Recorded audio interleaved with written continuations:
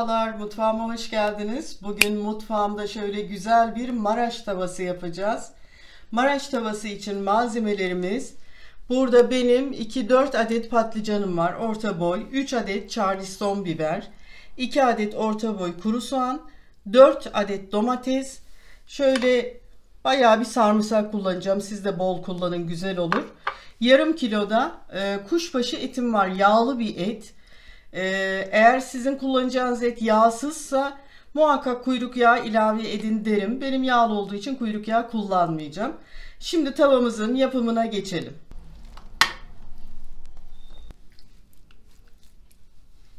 Tepsimizin içerisine etimi koydum. Şimdi üzerine soğanı doğrayacağım. Çok öyle küçük küçük soğan doğramayalım. Biraz içinde belirgin olsun.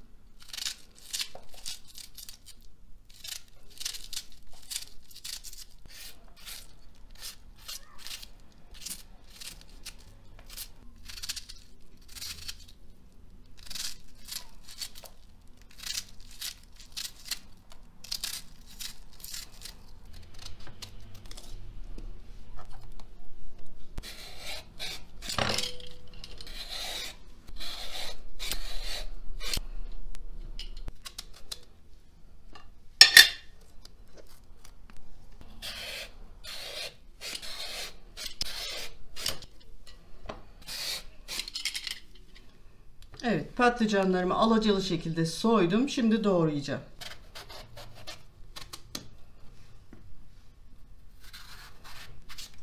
İstediğiniz büyüklükte doğrayabilirsiniz. Ben 4'e böldüm patlıcanımı.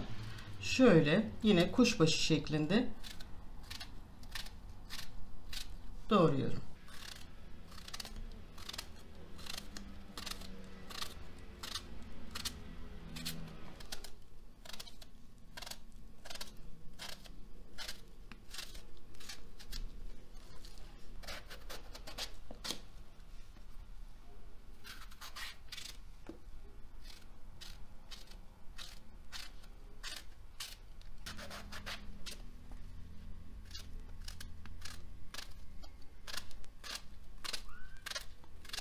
Şimdi sarımsaklarımı ilave ediyorum.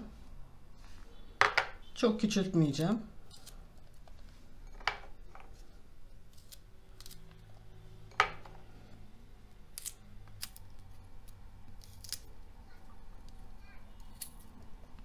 Şöyle 1 yemek kaşığına yakın biber salçası koyuyorum. Şöyle yarım yemek kaşığına yakın domates salçası. Tuzunu ilave ediyorum.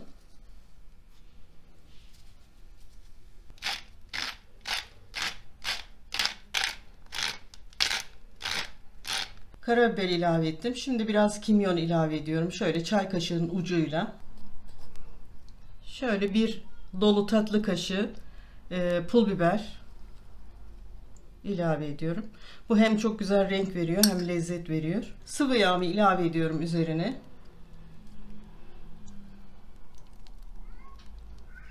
Tavamızın bütün malzemelerini koydum. Şimdi bir güzel karıştıracağız. Özellikle salçayı çok güzel ezmemiz lazım. Şöyle, benim bir de ev yapımı salça. Bayağı sert. Şimdi hepsini birbirine yedirelim.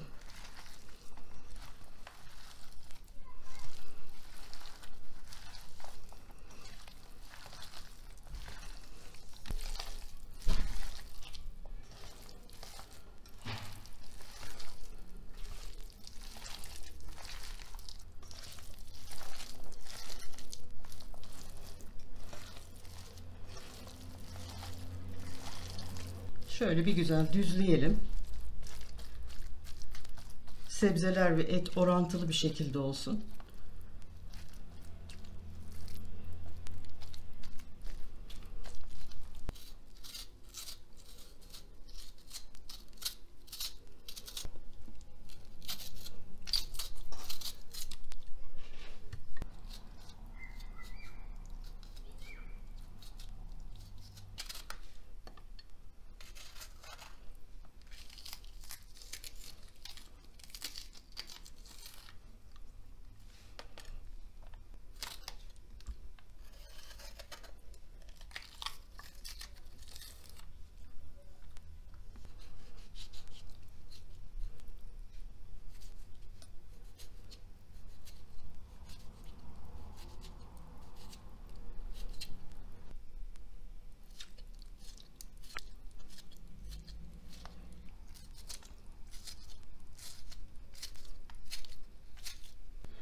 Şimdi domateslerimi şöyle üstüne eşit şekilde yaydırıyorum.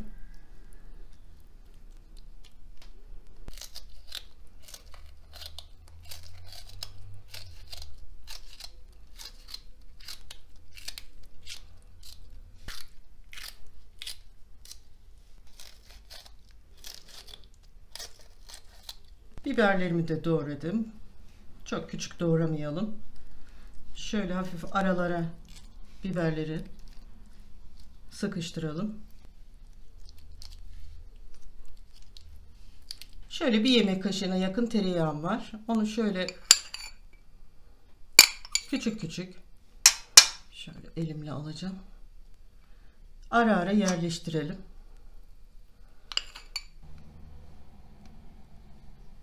Maraş tavamızın hazırlığını yaptım, bitirdim. Tereyağını da koyduk. Artık pişirme aşamasına geldi. Böyle bir 10-15 dakika kalsın istiyorum. Şöyle bir dinlensin, her şey iç içe geçsin. Sonra pişirme aşamasına geçelim. Tavamı Era Tektaş fırında pişireceğim. Alt üst ayara getirdim. 4. seviyede çalıştırdım. Isıttım içerisini ve tavamı içine koyacağım.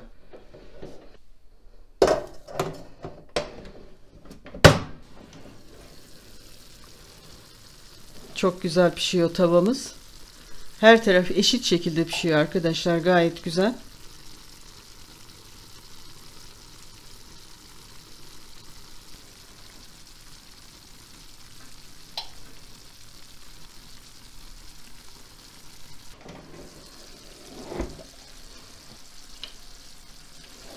Arkadaşlar tavamız pişti. Hiç karıştırmak da istemiyorum. Kapatacağım artık.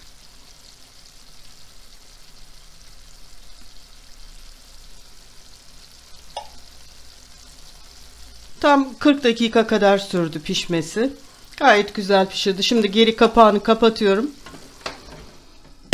Maraş tavamız pişti. Gayet de güzel oldu ve mis gibi kokuyor şu an. Çok fazla soğutmadan sofrada bekleyenlere hemen götüreceğim. O yüzden videoyu kapatmak istiyorum. Evet, bir dahaki tarifimde buluşmak üzere diyorum arkadaşlar. Hoşça kalın.